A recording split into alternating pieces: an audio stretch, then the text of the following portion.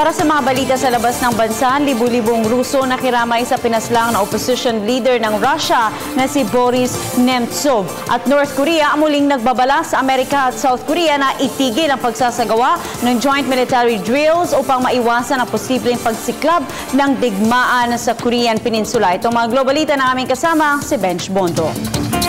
Libo-libong Ruso ang nakiramay sa paghahatid sa huling hantungan sa pinaslang na opposition leader ng Russia na si Boris Nemtsov. Inilibing si Nemtsov nitong Martes sa Troyekurovskoye Cemetery sa Moscow, kung saan inilibing rin ng premyadong Rusong mamamahayag na si Anna Politkovskaya na pinaslang noong 2006. Bago ito, napuno rin ng mga nakikiramay ang burol ni Nemtsov sa Andrei Sakharov Human Rights Center sa lungsod. Kinondena na ng ilang lider ng mga bansa ang pagpatay kay Nemtsov na isa umanong malinaw na pagsikil sa kalayaan sa pamamahayag sa Russia.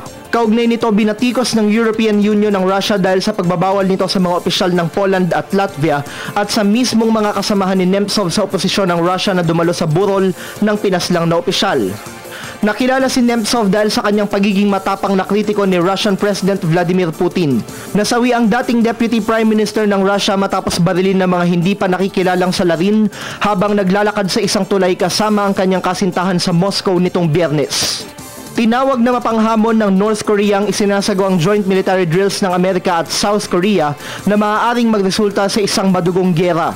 Sa kanyang pananalita sa Conference on Disarmament ng United Nations sa Geneva nitong Martes, iginiit ni North Korean Foreign Minister Ri Su-yong ang bantang pag-atake ng Pyongyang sa Washington kung magpapatuloy ang military drills nito na katuwang ang Seoul. Nitong Lunes, 2 Scud missiles ang pinakawala ng NOCOR bilang protesta sa naturang hakbang ng Amerika at SOCOR na magpapatuloy hanggang sa Abril. Una nang binalaan ng Pyongyang ang Washington at Seoul na ihinto ang joint military drills na tinawag nitong paghahanda sa pananakop sa kanilang bansa. Giit rin ng komunistang estado handa itong maglunsad ng nuclear attack upang pigilan ang posibleng paglusob ng nasa higit 28,000 tropang Amerikano na nakapwesto sa 38th parallel na naghihiwalay sa NOCOR at SOCOR.